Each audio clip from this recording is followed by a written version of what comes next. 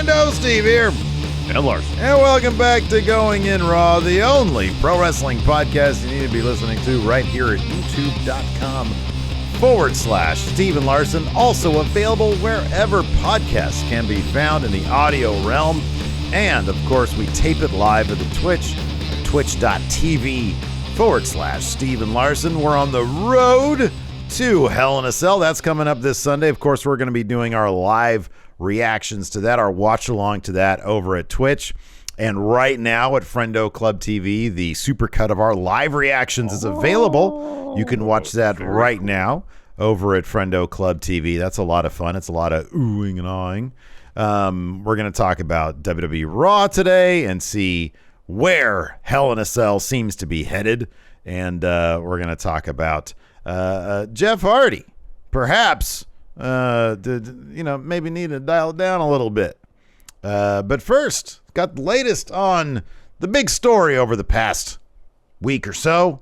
MJF and AEW and their contract situation. Larson, please, what's the latest? So let's go back to yesterday after we finished our video. Fightful Select had an update on this ongoing saga between MJF and AEW, reporting that he was still in Vegas and was scheduled to meet with Tony Khan at 8 p.m. Eastern on Monday. While Fightful has been clear throughout this whole thing with MJF and AEW that it's been a work. Him missing me. Not a work. That MJF no show in the meet and greet. Not a work. So much. There's so much debate. I don't envy Sean Ross. I know. I don't know why that dude just doesn't, man, we all pick the battles, but man, the people come after Sean, man. They do. People come after. Him missing, no showing the meet and greet, not a work. Him having a flight booked for him to return to the East Coast prior to Double or Nothing, not a work. However, they could not confirm whether this planned meeting was a work or not, because when they asked sources in AEW, quote, no follow-up answer was provided, which was a first throughout the situation. So, to recap, missing the meet and greet, not a work. That's real. Let's go back to our kayfabe corner days. Real or fake? So let's fast forward even further back. Argument in April about contract MJF stuff and the contract interview stuff. Issues. Yeah, real. MJF no show in his meet and greet. Real. MJF apparently having a flight booked for him to return to the East Coast prior to Double or Nothing. Real. This meeting between Tony Khan and MJF. That unknown. Was supposed to happen yesterday. Exactly. Unknown. Whether it's real or part of something that they are cooking up as a story. Exactly. I mean, I guess they could take real life events and then use that. This happens all the time in wrestling. But it's unconfirmed. Like, what is this? Look, is this meeting going to play out like on Dynamite? Yeah, who knows? Like, if obviously we know it's a work then, but otherwise, like, that's Yeah, but it's entirely possible if they sit down this meeting. Or if they sat down this meeting and work things out, who's to say they don't take aspects of what happened in real life to use for story? Well, look, entirely possible. The pro wrestling world, that happens. This has happened time and time again, and MJF especially, even Cody, before he left, he alluded to getting a contract from Tony, not the one he wanted, not the one I had hoped for, right? And MJF has been no different. He's been talking about, and Tony, I think, has even mentioned, hey, it's not a terrible thing to have the world, the fantasy of pro wrestling and the real world collide sometimes and inspire one or the other. It's one of the few creative mediums where that really happens on a regular basis. Pretty weird, yeah. It is pretty weird. Anyways, PW Insider confirmed that MJF was still in Vegas as of yesterday and added, quote, there was some talent upset with him over the situation. The belief among those we've spoken to today is that while there was some sort of agreement made to get through Double or Nothing, nothing has been resolved regarding the court issues between the two sides. We are told they are more likely to sit down and try to work something now than they were a few days ago. So there is at least a chance the ice is thawing, which is great news. I mean, if MJF brought up issues he has and Tony Khan is willing to address those issues, and all it takes is a place and time where they can sit down and discuss those issues and hopefully work something out, that would be awesome. Mm-hmm. That would be awesome. So, but in the event this meeting didn't go well and MJF is like, I'm done with AEW, I want out. Question is, WWE? Would they still be interested? According to Wayne Keller, and like common sense, the answer to that is yes. On the latest PW Torch audio show, this is what Keller had to say. Quote, a source within WWE with knowledge of MJF's stature among top WWE management indicates MJF is coveted and will likely be given a lucrative contract offer. In fact, it's more than one source giving me information that with a big overlap on this, more than one source says the treatment Cody has received by WWE on and off air has given MJF a good impression of how he'd be featured in WWE if he were to make the jump. In other words, if Cody was buried or was given promises that were kept, maybe MJF would be promises that weren't kept. Maybe MJF would be handling this differently. One source in WWE told me that MJF is seen as such a commodity that his recent and tractable behavior on and off air with AEW wouldn't deter Vince McMahon from making him a lucrative offer. Although a falling out with AEW could take away considerable leverage for MJF, MJF's value at WWE would remain high. They need people. He's young, he's good, and he'd be paid accordingly, regardless of his reputation in AEW. Now, maybe that changes a little bit with the headaches that Vince McMahon feels Sasha Banks and Naomi put him through, but maybe not. But his reputation in general might take a blow if details about his latest interactions with Khan and AEW reflect poorly on his professionalism. Yeah, you got to be careful with that. You know, it's like if you no-show events trying to look. Vince has dealt with Ultimate Warrior. You know, yes. Like he's been there plenty of time, and plenty of other people. He's been there plenty of times. This is nothing new. But yeah, I don't know, man. If you're MJF, 2024 is not that far away. You don't and look, and this is where the reckless speculation comes in. We are not him. We're not in his headspace. We have no idea what he's doing. But this is a pro wrestling podcast, so it's like you and I both know time moves fast. It does. He doesn't wrestle that much. Nope. Most of his work is done on the mic, and then he's saved as a special attraction type wrestler. Mm-hmm. Man, don't you just sort of run it straight until January 2024 and then and just build up try to achieve as much as you can in AEW, build up that name as much as you can, and then just get that huge payday in 2024, because then you have all the leverage. Not just some of the leverage. All of it, I know. All of the leverage. And we talked about that, I think, on the Double or Nothing recap. You know, like is by going through this in AEW, is this lessening the leverage and therefore lessening the dollar amount he could potentially earn in 2024? We don't know. I'm sure, I mean, if, you know, as Keller says, and we thought too, WWE will want him regardless if he's a free agent now, next month, 2 months from now, or 2 years from now. They're going to want him. Mm-hmm. The only matter is how much money they're going to be willing to give him. Mm-hmm. If he doesn't have the leverage of a competing AEW contract offer and he can't play the two sides off each other and raise the dollar amount, yeah, it's possible he could get a good deal, maybe a really good deal from WWE. It might not be what it would be had he waited another 18 months. And it, like you just said, have them play against each other. Yeah, man, you got to play the smart. So yeah, it'll be interesting to see where this all goes. I mean, I don't know, man. If he, sometimes you're just stuck between a rock and a hard place, man. You know, it's like, well, I want that more money now, but I don't want to sign on for a longer period of time. You just got to make a choice. You know, you got to decide. Okay, well, what I got to do something here. Can't just perpetually exist. So, anyways, it'll be interesting to see how all that plays out. Another interesting thing to see how it's playing out is Jeff Hardy and his health, because my God, since he got to AEW, this dude has been putting his body through the ringer, and it seems to be catching up with him. So he was recently advertised for a 10-man tag match at this upcoming Wednesday's Dynamite, and subsequently was pulled from said match. On the latest Wrestling Observer Radio, Dave Meltzer mentioned that Jeff was beat up going into Double or Nothing, stating this, and these transcripts come to you via Wrestle Talk. Jeff was a mess going into the match. From what I was told, it was really the Darby Allin match. He's beat up. That Darby Allin match was rough. It was rough. If you look, it's funny because it's oftentimes the little things that kind of go not that noticed. And even with a match like that, which had a bunch of spectacular big moments, when Darby Allin comes off that tall ladder, I watched this replay like 20 times after the fact while I was doing the editing afterwards, I was trying to find a good thumbnail of that spot, the big ladder spot.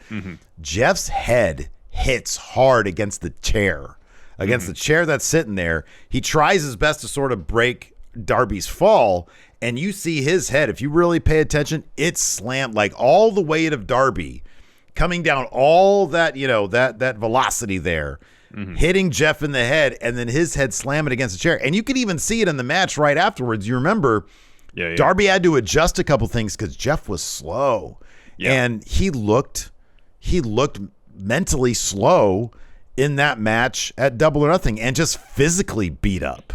I mean, the physical aspect, him, like even back to WWE a while when he was still there, he'd start a match, and then a certain point in the match, it just seems like he was slowing down, like he wouldn't be able to move as quickly. He'd have a little bit of a walk with a little bit of a limp. It's wrestling. Wrestlers sell during the course of the match, but at the same time, he's put his body through a ton in the 20 plus years he's been doing this. An absolute ton of physical just stuff that it's shocking that he could still wrestle, and he still does it, as we saw with the Darby match. And it seemingly has caught up with him, even outside of that Darby match. It seems like he's moving much more slowly, physically having issues getting around the ring. That Darby match, I'm sure, compounded things. And I know at Double or Nothing, I know his boot ripped or something like that, which seemed to be part of it, but also the physical toll of his wrestling style is catching up with him. And hopefully, now that they got this win over the Young Bucks, he can dial things back, maybe wrestle far less frequently. Well, let me ask you something. Let me stop you there. Is one thing that Tony Khan might have to learn, and we know he doesn't always respond to criticism well, but at some point, do you have to start telling some of your wrestlers to not do certain things? I'm sure there is an element, even the son of a billionaire can probably be starstruck from time to time. He's a big wrestling fan. Jeff Hardy's a big deal. Yeah. He comes in and says, hey, they wouldn't let me do all this shit in WWE.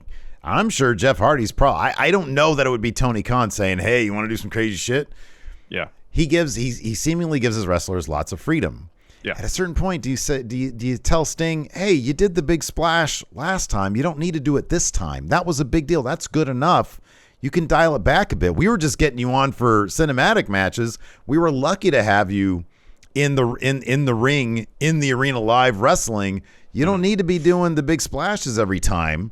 And similarly to Jeff Hardy, dial it down a little bit. I will say, at least with Sting, that stuff, well, it's like every time he has a match, he has a high spot like that. He wrestles so infrequently. Yeah, but there were he wrestles like 5-6 times a year. Maybe there were like two of those big spots, it was like a week separated. Yeah, I know. But by and large, he doesn't wrestle very often. And so you're right. He has a spot. But that one instance is what I'm talking about. Like, do you need the second one? You know what I mean? But I'm saying because the second one can be the entire rest of his career. Is my point. I know, but the point is, at least with Sting, he does, apart from those two matches that were kind of back to back, he wrestles so infrequently that he can do a high spot and take the time to recover. Whereas Jeff has always kind of had a regular schedule. He might do a match like the Darby one, really physical. Next week, he has to wrestle Adam Cole. Week after that, he's got to be in this tag match against the Young Bucks.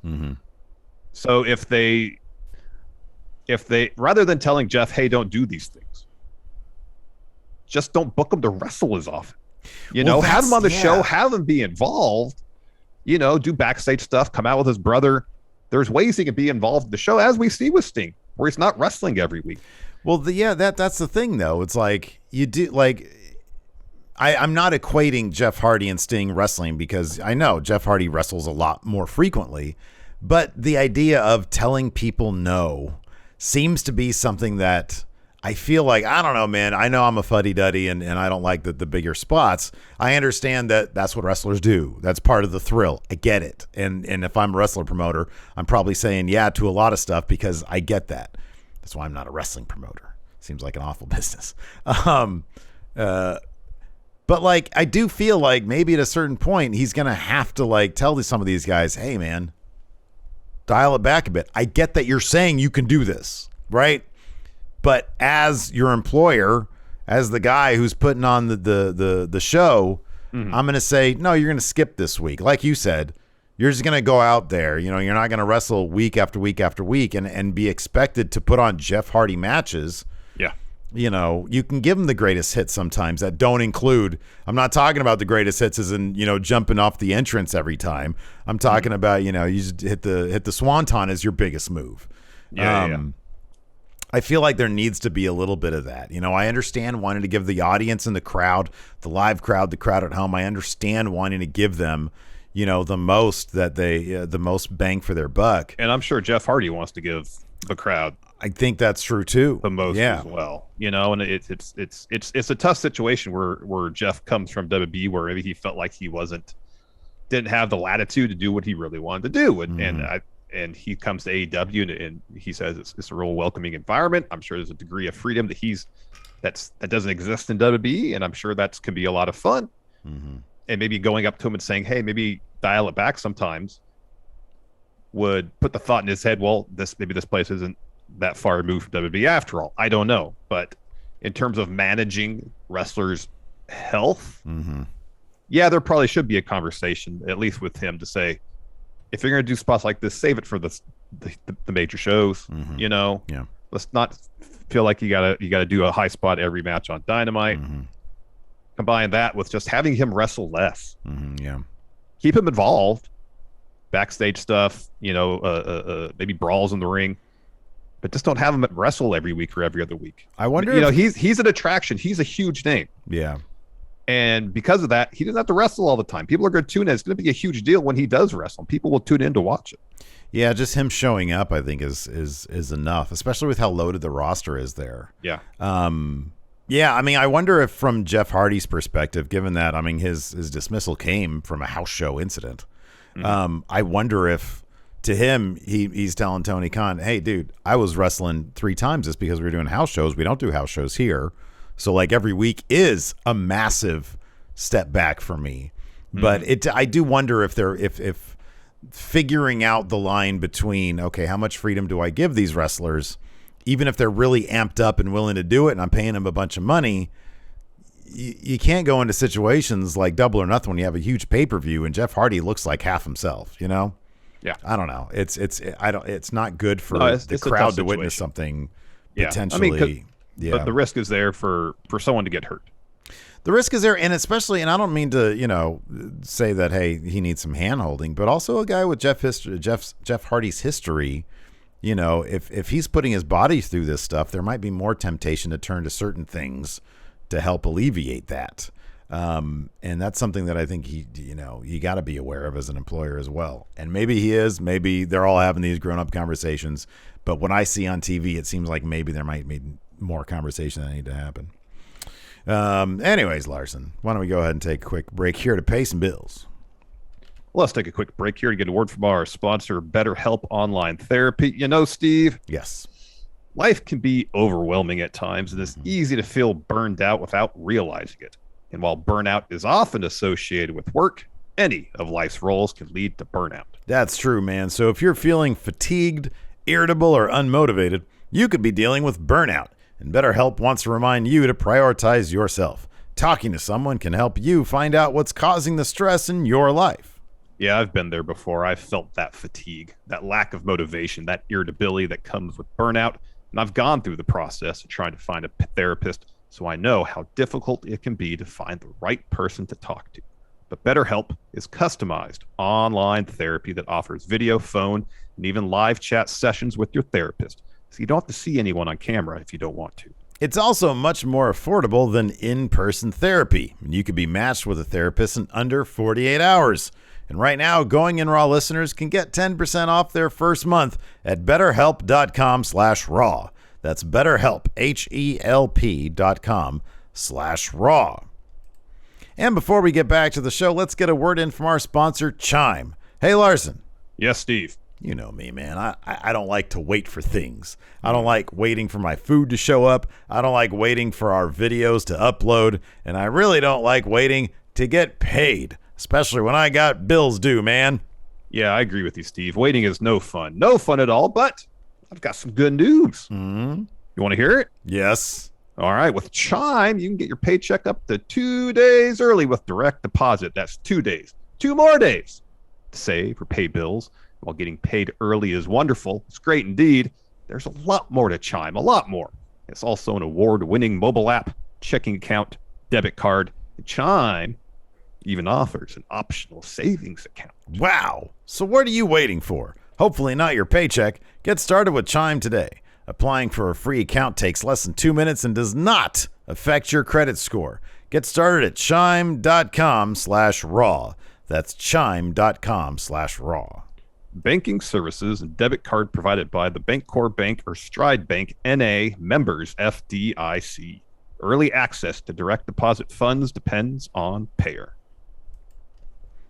Well, like yesterday somebody said this is how they interact in real life. It is though, right? Yeah. Hey, Larson. Hey, Steve. Guess what? What? Let's talk about Raw. A Raw happened last night. Ooh, Raw cap. Raw cap. Yeah, it did. We're on the road to what is it called? Hell in a Cell. Hell in the Cell. This is Yeah. the last stop on Raw. Going into Raw, I actually kind of forgot there was a pay-per-view this weekend. Yeah, I keep on forgetting that, but yeah, this Sunday we're back at it. Prior to this Raw, there's only 3 matches announced for the card. Now there's like double that. Yeah, we got a U.S. title match added to it. We got the Judgment Day versus Finn, Bullet AJ, Club. and Liv, which Judgment Day is winning that one. Bull Liv Club. Oh yeah, Judgment Day's totally winning that. And did we get another one added? Was it Uso? Well, yeah, the Usos versus Riddle, and is that going to happen then? That should. I imagine that At yeah, Hell that in a would have to Cell? happen there. Yeah, Because they won. They in a very silly fashion. They won the. You think that was a mess up? Not that Jimmy using the scooter. I think that was supposed to happen. Yeah, but I mean, Jimmy, like, in the heat of the moment, he thought it was real. They cut the Jimmy, and like he tries to hit Riddle with the scooter. Look at the first time he missed, and so he does it again. And then I wonder if the timing was off. And so he was supposed to do it, missed, and he did again. By that time, the ref turned around, like, what is the ref supposed to do? Jimmy had kind of a dull look on his face afterwards. I agree with that. I sort of thought that too, and I was like, oh, this is a nice bit of acting. because Jay looked kind of confused too. He was like, should I celebrate this? Should I not celebrate this? I mean, the proper team won. Because like earlier on, we had Theory cost or get Ciampa DQ'd, so Ali would face him in the U.S. title match right after. Of course, he beat down Ali before to really set himself up for an easy win, and that made sense. Mm-hmm. The Usos, I know they didn't mean to get caught cheating, but for that to happen and get caught doing it, I don't know. Well, you might be right. There might have been 4 more seconds where Riddle then recoils and gets rolled up because he's banged in the head with the thing, and the ref hadn't seen it. And but then the Usos would get the win. So yeah, I don't know. He could have him get hit in the head with the scooter, roll up, kick out, and then maybe Riddle is supposed to hit that super RKO off the top to get the win, but they got in after the match. I don't know. I mean, that's what's the timing of it seemed a little off. It seemed awkward. I'll agree. And there was seemingly a little confusion after that, which made me think, well, maybe something didn't go 2 weeks in a right. row when the weird timing and the miscommunications happened, because that Asuka finish last week was crap. This week was a little wonky too with the roll up, but I mean, I guess it's a roll up. I like that Lashley and Amos concluded the episode and made that feel bigger than it kind of is. I'm not sure what to make of that match, to be honest with you. I think they need Amos to look big, but Bobby Lashley totally stood tall at the end of that. Yeah, I know. Well, they do need Amos. At some point in this feud, Amos needs to get a win without any help. Yeah. The problem is that it's already a handicap match. Well, what's funny is that you throw in a guy who eats pins left and right, MVP. Whenever he gets, I know he didn't last time, but whenever he gets in the ring, he's dominated. So it's like, well, yeah, Lashley can just, if Amos is out of the way, he can just beat MVP. But also, he's going to have to deal. Lashley is going to have to deal with Cedric Alexander, seemingly. Yeah, which also seems to be a liability for MVP and Amos. That's true, but if it's going to end up being the 3 of them at some point, Cedric's got to pay dividends, man. Cedric, if you're going to prove your worth, if you're trying to get back into whatever hurt business you want to get back into, maybe actually help out a little bit. I know. It doesn't seem like he's doing that. But the point is, if you want Amos to look like to look dominant, he's got to get a clean 101 win over Lashley. What's probably going to happen is going to take 3 people to beat Lashley at Hell in a Cell. Mm-hmm. Yeah. And then at that point, you're not doing Amos any favors, really. Yeah, I know, but it's, he's the centerpiece of a heel faction that can win matches against Lashley. You're right, but he's a bad guy, so I feel like he gets a little bit more leeway in that respect. It'd be nice. But a guy who's nice. What, 7 something feet tall and like 300 something pounds. I know it's Lashley. He's the Almighty. He shouldn't need that much help. You know what would be nice if they had a big monster heel who didn't need to cheat. Those are terrifying, and they never book them. They never book them. They haven't since Braun. You're right. And even Braun, oddly wouldn't win as much as he probably should have, Yeah, I know. It's basically Brock. Why don't they try to replicate Brock? When he was a bad guy, he was terrifying because he didn't need to cheat. This dude would just eat people alive. Why don't you try that with Amos? Or maybe they think that he needs... I don't know what the deal is. I don't know what the deal is. Maybe it's a situation where he's not the most fluid in the ring, Right, that could be, yeah. And they're trying to find ways to kind of mask that somewhat. That's the only thing I can think. Or maybe... But at the same time, how is he going to get better unless he just does it? Maybe it takes repetition. Maybe the idea is with Amos anyways, they're booking them, so they don't want to book themselves into a corner. It's like, okay, well, if he's a monster heel guy who can't be beat, then why wouldn't he just trudge straight to Roman or whatever? Mm-hmm. I don't know. Maybe that has something to do with it, but I think they had a decent thing in 2017 with Braun, and they just maybe they just don't know how to book that stuff. I don't know. It seems easy. You got a character who just likes to destroy stuff, and he goes out and destroys stuff, and does cool stuff. And he could be outwitted. You can outwit a monster like that. And I think that's the thing. As long as the Moss has a weakness, then he can seem unbeatable, until someone discovers that weakness. Yeah. The angle for me of the night was the Cody Seth stuff. Seth is doing amazing work. Cody's bringing out the best in him. He's bringing out the best in Cody. This is all really good stuff. Do you think Cody's going to go 3-0 against Seth, or is this going to play out down the line? Seth wins here. Maybe Cody costs Seth Money in the Bank to sort of even those odds, and Cody getting Money in the Bank will sort of lessen the blow of going 2-1 against Seth. Going 2-1 against Seth ain't that bad of a thing. I know, but at the same time, though, if this is kind of the de facto blow-off match of this feud, that's the one that really matters. Cody's got to win it.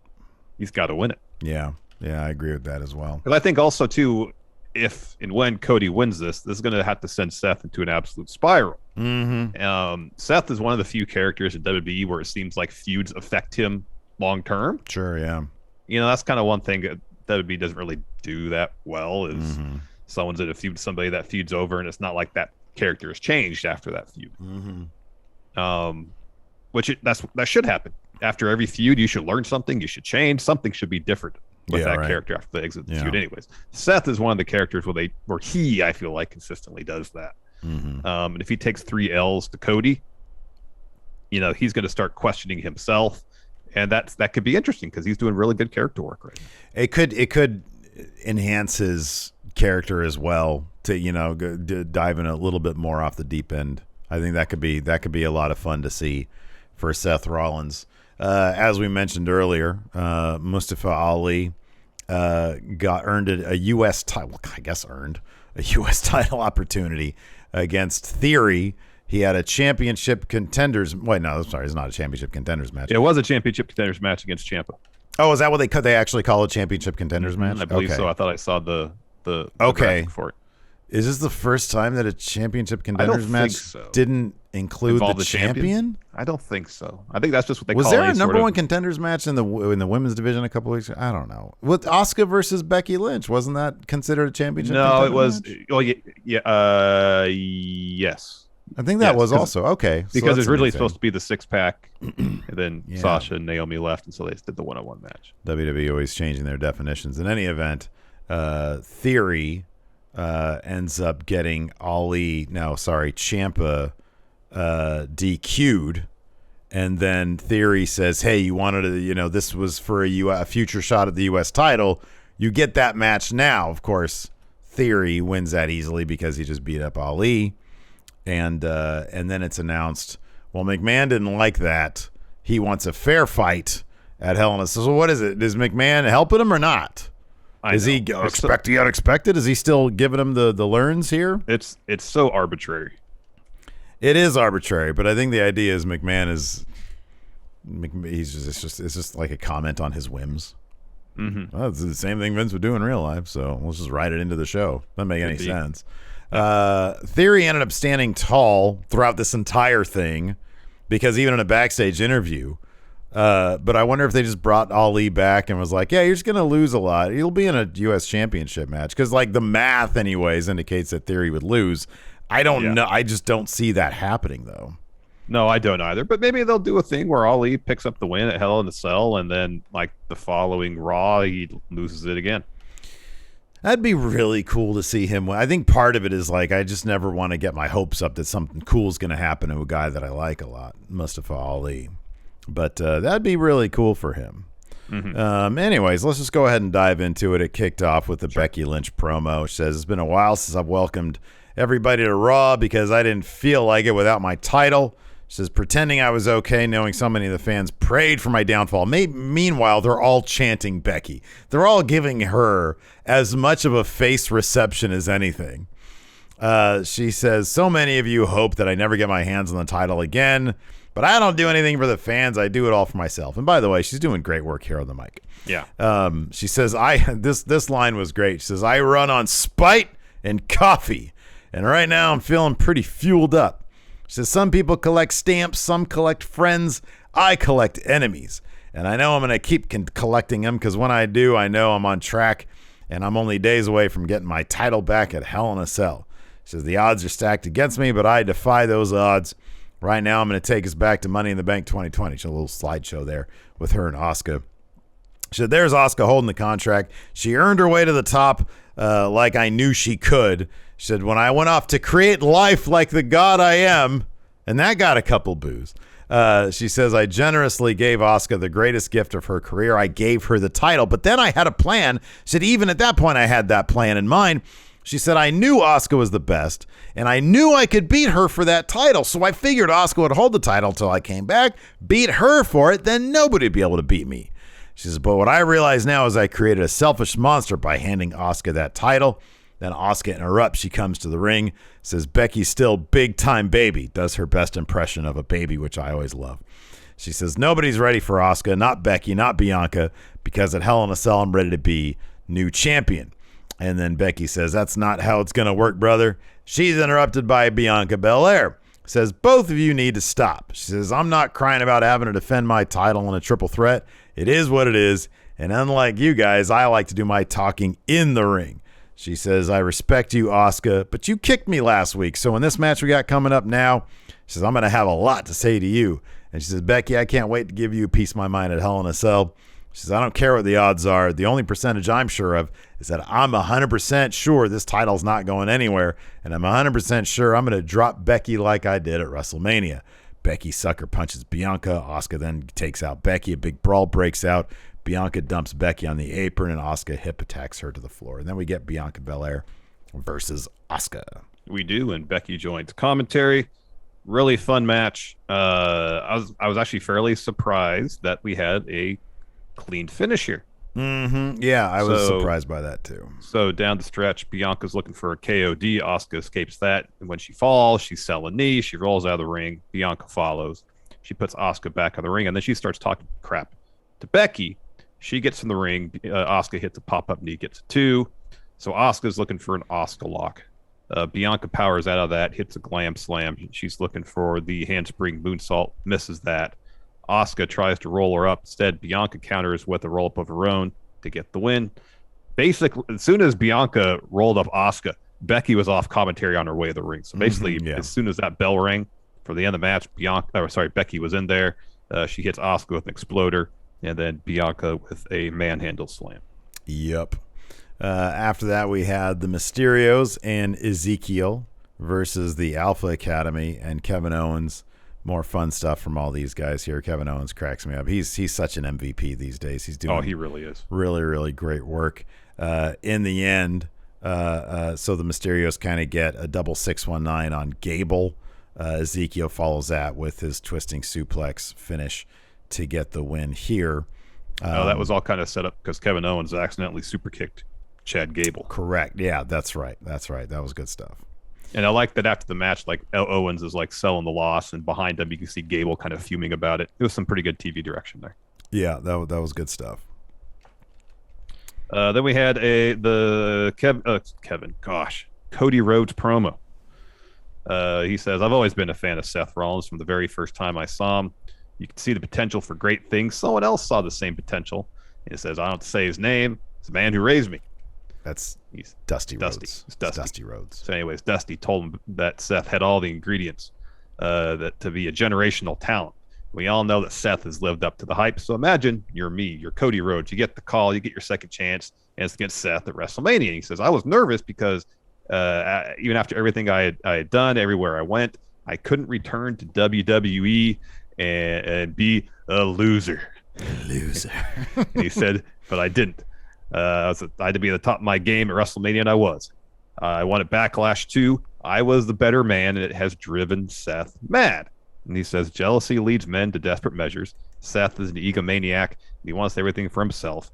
And that is one of the things that makes Seth so dangerous." So Sunday, he says, "I'm walking into the biggest challenge of my career, and I need Seth to know this, to hear this, to feel this." What I'm going to say next. All the respect I have for Seth. Every ounce of my self-control will be locked outside Hell in a Cell. Seth can be locked inside with the man who wants to hurt him. So Cody gets interrupted by Seth, who's coming. So but no, he doesn't come out and dance on the stage. He's in the crowd, man of the people.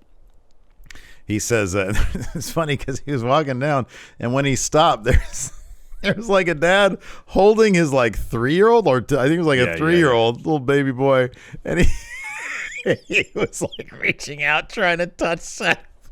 I was so distracted that it was hilarious. Anyways, he's like, "Oh, Seth, get your power." So he tells Cody, so you can wax poetic all night long about my motivation. Or about your motivation. He says, "But I'll make it very easy for you to understand. It's quite simple." He says, "I don't like you, and I don't want you here." He says, "I tried to accept this new version of Cody, but every week the pandering got worse, and the Cody chants got louder, and now all I hear in my sleep is Cody, Cody, and I can't stand it any longer." He says, "Cody, you left WWE 6 years ago because you weren't good enough. And every single day you were gone, you and your little friends tried to tear down what I was building here.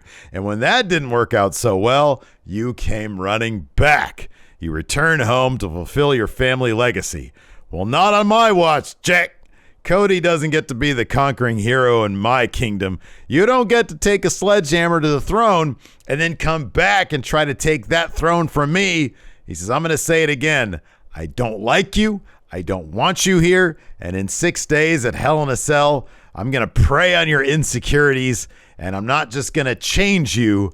I'm going to end you. And then we can all wake up from this American nightmare." It was really good stuff. Really good stuff. So Cody asks Seth, "Well, what's stopping you? What's stopping me? These ropes, the barricade? What's stopping us? What are we waiting for? Time for talk is over. Why don't you come to this ring and let's talk with actions. Let's go." So Seth says, "Oh, you want to do this now?" So he starts kind of walking down the barricade. He's about to jump over it, stops, goes, "I'll see you Sunday, Cody." So he starts walking back up the crowd. Cody gets upset, jumps the barricade, goes after Seth. They start brawling in the crowd. Cody spears Seth through the barricade, hits some ground and pounds, stomps. Of course, refs, producers come out to break it up, including Curtis Axel. So Seth eventually, though, breaks free, kind of restarts the brawl again. Yet again, producers break it up, and Cody's escorted up the ramp and backstage. Well, he comes sprinting back out, tackles Seth, more brawl until it's broken up again. This was one of those, like, really cool special brawls, like Cody goes back and then all of a sudden you see him sprinting out in the background, back out again, and Seth's work, like, the camera would get really close and "I'll see you in hell." Really, really stellar stuff here. This was really awesome. Yeah, it was good. After that, we had Alexa Bliss versus Dewdrop. They got to figure out I mean, besides Alexa Bliss just wins in the face of all odds, like Nikki ASH was like fucking with her up on the apron. Alexa Bliss pretty easily kicked her away while she had Doudrop down in the drop zone, hit Twisted Bliss and won.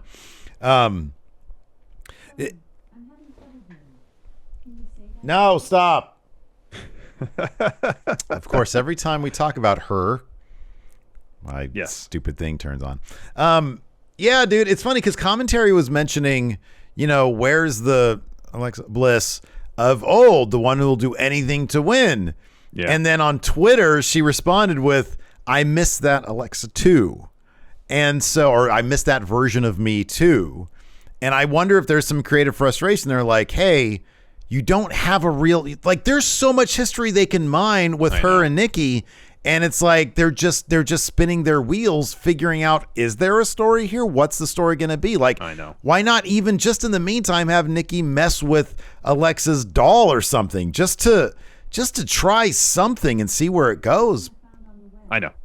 They don't really have anything. Alexa, stop talking.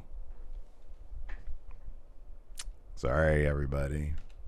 Oops. Anyway, no, you're right. Here. I don't even know why it's in here. Yeah. You're right. They got to figure out something for her because right now it's just her. Like, she didn't get a whole lot of offense off in this match. Like, Doudrop was dominating for a good portion of it. She missed the Vader bomb, and then, Nikki comes over to try to distract Bliss while she's on the top rope.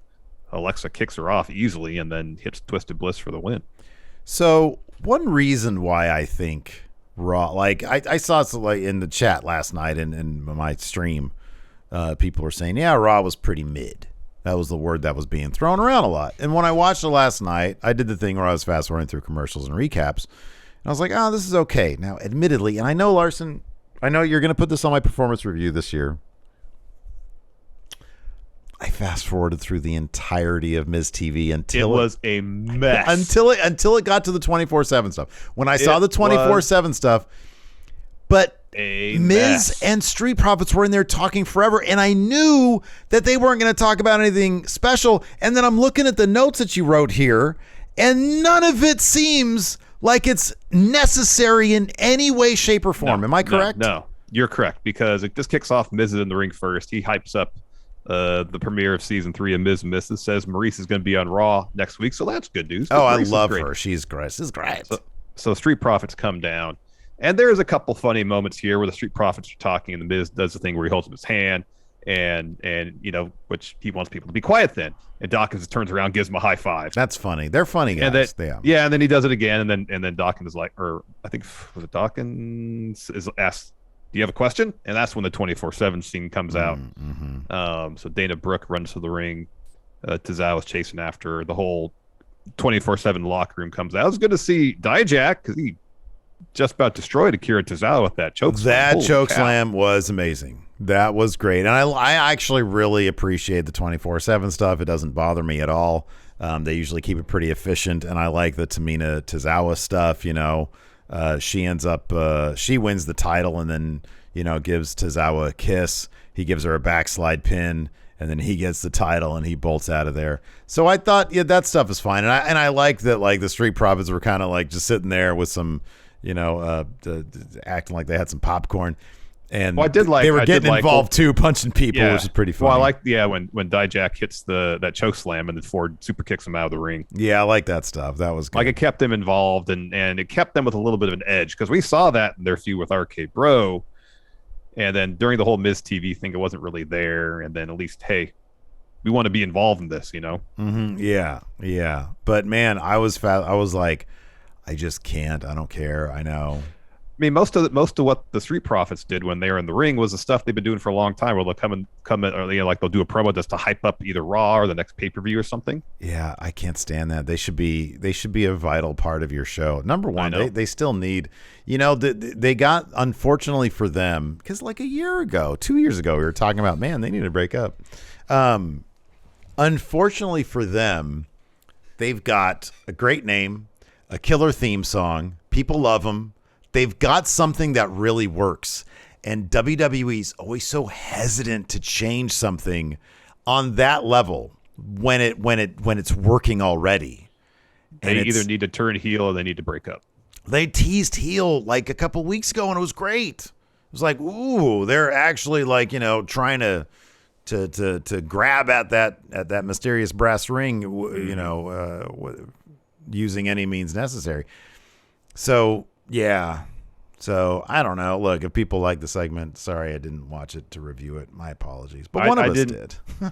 It was all over the place. It was all over the place. Yeah. And it was one of those things where it's all over the place, and the only thing it really achieved was the 24/7 stuff. I understand Miz wanted to plug his show. Mm-hmm. For some reason, WWE wants Street Profits out there to hype up the pay-per-view rather than being involved in a storyline. Well, dude, I'll tell you, that's the reason why I fast forward, because as soon as Miz made his entrance, they said, oh, we're going to have Miz TV. He's here. I think they literally said, he's here to promote season 3 of Miz and Mrs. I was like, no, not to me, buddy. No, I've seen the commercials. It looks fine. I'm sure it's actually a really funny show. They're a very charismatic couple. And now they have to deal with having like kids and stuff. It's probably good. It doesn't need to be promoted to me in a Miz TV segment. It doesn't. And I'm not going to fucking sit there and watch it. So I'm putting my foot down, man. Good. Yeah. Take a stand, Steve. After that, we had what might have been a championship contender match, or just might have been if Ali wins, he gets the title shot. Ciampa versus Mustafa Ali. Theory joins commentary. So Ciampa's dominating early on. Eventually, Ali hits clothesline, sends Ciampa to the apron, boots him to the floor. Follows a suicide dive. And I've never seen anybody tell a suicide dive like this, where Ciampa jumps in the air and does a flat back bump as Ali is making contact. Yeah. I had never seen that before. It looked great. It looked really great. Yeah. It looked like he for got a second destroyed. I was like, oh my God, is he okay? Yeah, because I know that stupid the commentary desk is there. They need to put that back up on the stage. They do. Man. They do. So then Ali gets in the ring. Sorry, puts Ciampa in the ring. He goes up top. Theory knocks him off, so Ali wins by DQ. And then Theory starts beating up Mustafa Ali, kicks him against the ring steps, hits some punches, throws him into the ring's post, and then grabs the mic and says, a win by DQ. Some might call it the coward's way out, but a win is a win. Says, I'm on another level. Why wait for the U.S. title match? Let's do it right now. We go to commercial, we come back, and the U.S. title match starts. Yeah, and it's a pretty quick one because Ali's already beat up. Theory gets the win here with A-Town down, and he starts taking selfies. So that brings out Adam Pearce. He comes to the ramp, tells Theory, hey, check your texts. He says, well, Vince was impressed with how you got the U.S. title match to happen. He says he has decided he wants to see Theory versus Ali in a fair fight at Hell in a Cell pay-per-view. Mm-hmm. So that's going to happen. That is going to happen. After that, we had Riddle backstage. He dropped a promo talking about Orton. This is kind of lengthy. He says, I love you, Randy. He says, but the Usos mess with the wrong dude, and I'm going to get my vengeance. He is Bloodline Hunter. He says, just because Randy's out doesn't mean I came alone. And then Nakamura steps in. This actually popped me. He says him and Riddle are two Ronin wandering down the road with common purpose to bleed the bloodline dry. And then Riddle called himself the Bronin and the Ronin. Bronin. That's so stupid. He says he's going to take their tag titles, and there's nothing that tribal piece of trash can do about it. Yeah, that bout was next. This was for sure with a championship contender match. Usos. Yes, this was advertised last week, and we got it now. So yeah. Yes, it is 1,000%. So as typical in a Riddle tag match, he's isolated. Eventually, though, gets the hot tag to Nakamura. Nakamura starts laying into the Usos. He's set up for a Kinshasa. Jay gets on the apron to distract him. Jimmy hits Nakamura with a super kick, tags in Jay. Jay hits the top rope splash. Riddle breaks up that pin. We go to commercial, come back. Nakamura gets the hot tag to Riddle. Riddle goes on a run. He's looking for a draping DDT on Jay. Jay backdrops Riddle out of the ring, though. But this was actually really great. So as Riddle is flying over the top rope down to the floor, Nakamura tags himself in. Mm-hmm. Yeah, no, that was awesome. That was great. That was awesome. Jay runs into a Kinshasa. Jimmy breaks up that pin.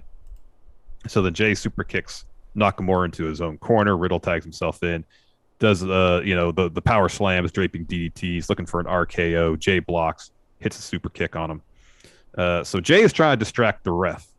And while that's happening, while Riddle is laid out on the ropes, Jimmy comes over with his scooter, and again, looks like he missed hitting him the first time, so does it again. By the time he does it again, the ref had turned around and sees it, so he DQs the Usos. Yeah. And so Jimmy and Nakamura brawl on the floor, and then Jimmy throws him to the timekeeper area.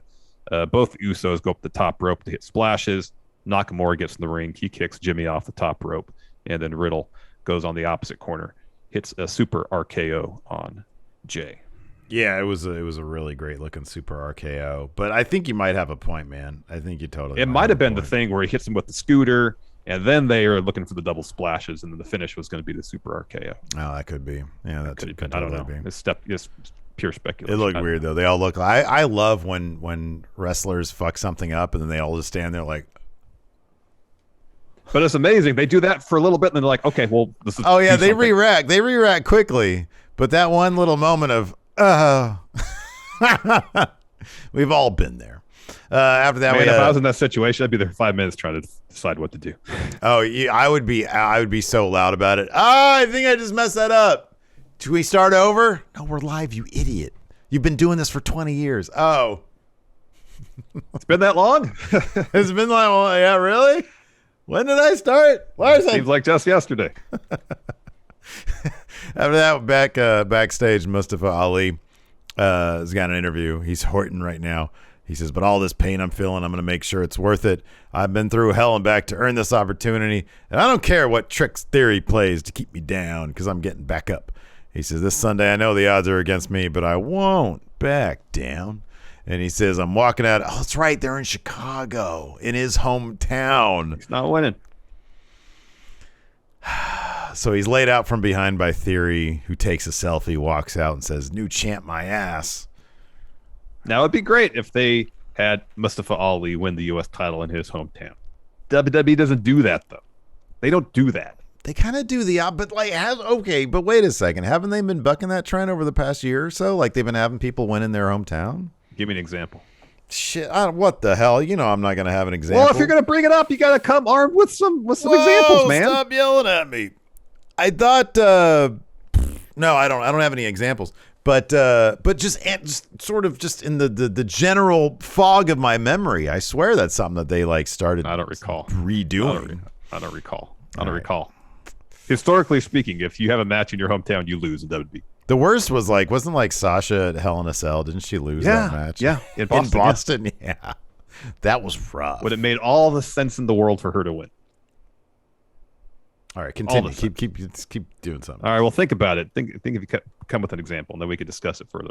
We got Liv Morgan versus Rhea Ripley next.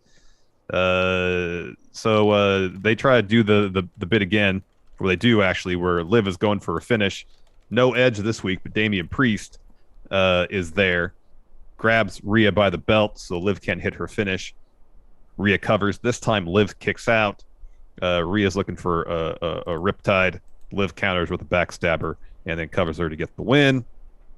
So then Priest pulls AJ out of the ring after the match, throws in the barricade. Liv is like, hey, get off him. Stop it. So Priest gets in the ring. Finn Balor runs down to make the save. Liv hits Rhea with a missile drop kick, and then AJ hits Priest with a phenomenal forearm. Finn follows with a coup de grace.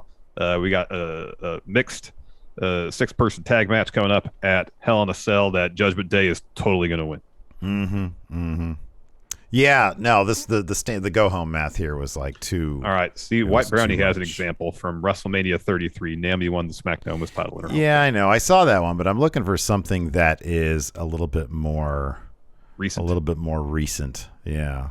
All right, well, you look into that. So the main event segment was the Lashley, Amos, and MVP contract signing, hosted by Adam Pearce. So he introduces a segment that says, all right, each of you sign it. Let's make it official. So MVP says, this should never have come to this. We shouldn't be here. I did everything for you, Lashley. I got you everything that you wanted. This Sunday, it won't be a match with rules. There'd be no cage that you can go through and accidentally win. The only thing that awaits him is a brutal beating that he's going to put on him with Amos. He says, the almighty air exists because of me, and it's nothing without you. So it's fitting that it comes to an end. So he signs the contract. Lashley says, well, that's an interesting story you just spun, but you got it wrong. I never needed you. I realized that you latched on to me to make yourself relevant.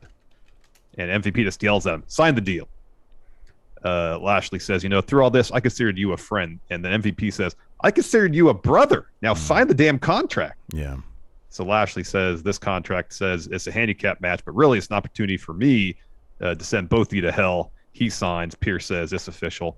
MVP says, Lashley, you're so full of nervous, anxious energy for this Sunday. Let's not wait. And so they stand up. They're about to brawl. Pierce is like, whoa, take it easy. Lashley dumps the table out of the ring. Pierce calls in security. Omos and Lashley take them all out. They have a stare down, and then Cedric comes in, chop blocks Lashley. Eventually, Lashley takes him out with a spine buster. Omos gets laid out as well. Sorry, Omos lays out Lashley. MVP hits him with some grounded pound. Tells Omos to get a table. Omos brings in the ring, set in the corner, looking for a slam on Lashley. Instead, Lashley escapes and spears Omos through the table to stand tall. Did you see the awesome look from MVP?